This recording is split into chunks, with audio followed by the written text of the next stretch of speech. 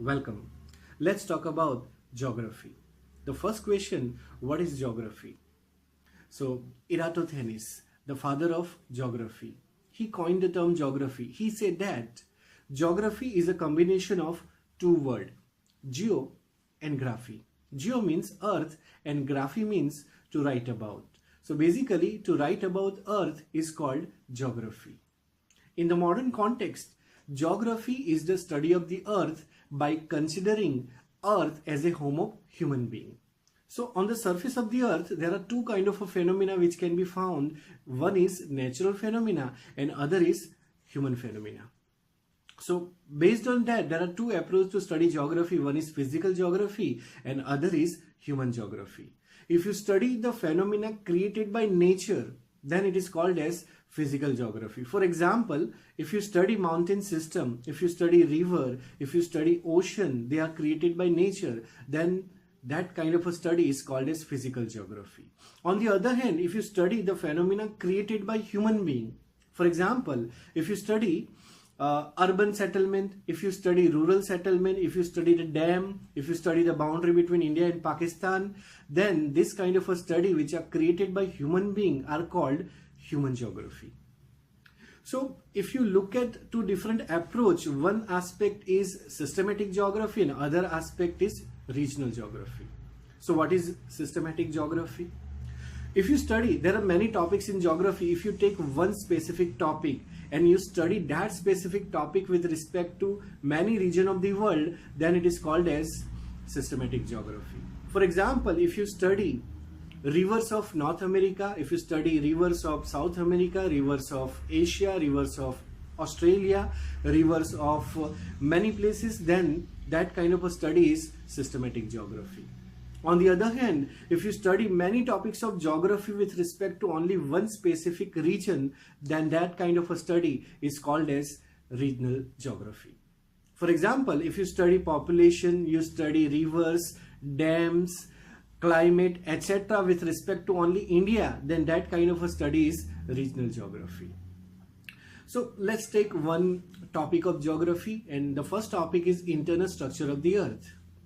So why we need to study this topic, interior of the earth? Just because, like, you find on the surface of the earth, there are many features on the surface of the earth.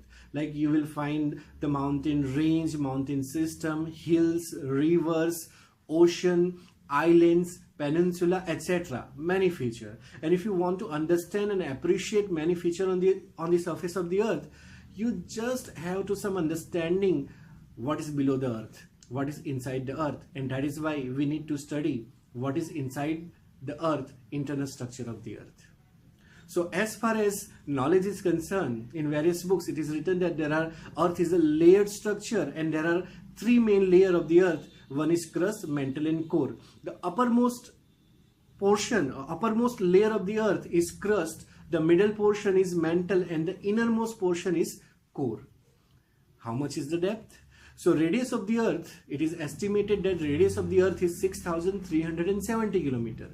So if you travel up to that portion, you will find the core area. So it is agreed by many scholars that up to average 33 kilometers from the surface of the earth, you will find the crust, the uppermost portion of the interior structure, crust, and from 33 kilometer depth to 2,900 kilometer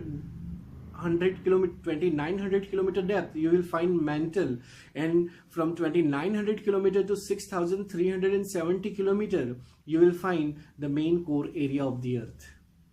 So these three layers. So at 33 kilometer between crust and mantle, there is a boundary which is separating crust and mantle, which is called as Moho boundary. So Moho boundary separate crust and mantle.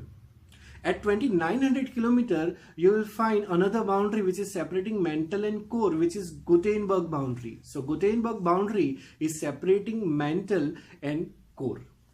Likewise, there are layer in the layer. So if you look at the crust, there are two kinds of a crust that is found on the earth's surface. One is oceanic crust and other is continental crust. And the layer which is separating both the crust are called continental boundary. So continental boundary is separating continental crust and oceanic crust. Likewise, Moho boundary is separating crust and mantle. So in the mantle also there are two kind of a mantle. So one boundary, that is Rapeti boundary separate upper mantle and lower mantle. Likewise in the core also there is a Lehman boundary. So Lehman boundary is separating outer core and inner core. The innermost part is called as inner core. And in the core, the outermost part is called as outer core, and the boundary separating the two is Lehman boundary. In the upper mantle is most critical. Why? Because there is one layer exists there. So between 100 km to 300 km in the upper mantle, there exists a layer which have semi-liquid material, or you can say semi-solid material. This layer which consists semi-solid material is called asthenosphere. This asthenosphere is existing in it exists in upper mantle, and this layer have magma. It is also called as magma chamber of the earth. And this magma, when they found a way or making a pipe, creating a pipe and coming on the surface of the earth, and this magma, when they reach to the surface of the earth, it creates volcano in the form of lavas. So lava are getting spreaded on the surface of the earth, and it create a feature. It is creating a feature like volcanoes. So why, from where the source of, what is the source, main source of volcano? So you can say asthenosphere is the main source of many volcanoes. So magma chamber of the earth is asthenosphere, and it is very essential. Asthenosphere is very essential to understand many aspects in the different topics, different other topics of geography. So thank you.